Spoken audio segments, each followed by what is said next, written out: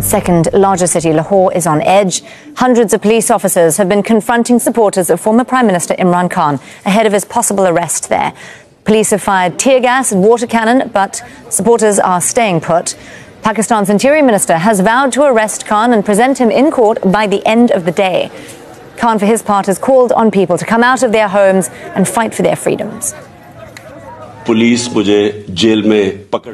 has arrived at my residence to arrest me, and they think if I will be arrested and imprisoned, then the nation will sleep.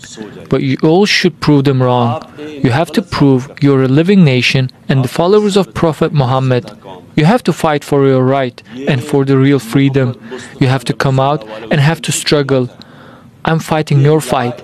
I have struggled all my life and will continue to fight. But if they put me behind bars or kill me, then you have to prove that without me, this nation will struggle for freedom. Well, let's speak to Kamal Haider. He's across